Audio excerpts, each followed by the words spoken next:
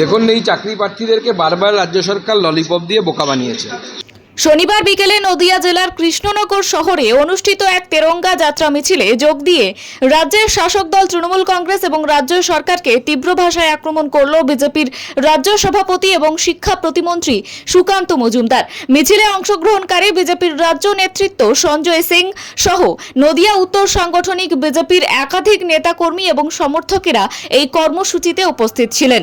এদিন সুকান্ত মজুমদার জানান, এই চাকরি প্রার্থীদেরকে বারবার রাজ্য সরকার ললিপপ দিয়ে বোকা বানিয়েছে এবং এখনও বোকা হচ্ছে চাকরি প্রার্থীরা। তার কারণ হচ্ছে সুপ্রিম কোর্টের যে রায়, সেই রায় মাননীয় মুখ্যমন্ত্রী কোনোভাবেই পরিবর্তন করতে পারবেন না। কিন্তু এমন ভাব দেখানো হচ্ছে যে মাননীয় মুখ্যমন্ত্রী সুপ্রিম কোর্টকে বলে সব পরিবর্তন করে দেবেন। সেই জন্য আমার মনে হয় শিক্ষকদের আগামী দিনের ভবিষ্যৎ এই মুখ্যমন্ত্রীর জন্য এবং তার দলবলের জন্য আরও খারাপ হতে চলেছে। 294-294টি জিতবে মনে হচ্ছে, আমার মনে হচ্ছে 295টাও হয়ে যেতে পারে। তার কারণ তৃণমূল কংগ্রেস এবার হারবে, সরকারে থাকবে না। অপেক্ষা করুন।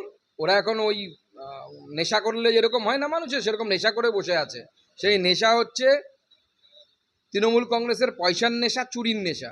অপেক্ষা করুন, 295টা সিট জেতার মতো জায়গায় ওনাদেরকে ব্যবস্থা করছে।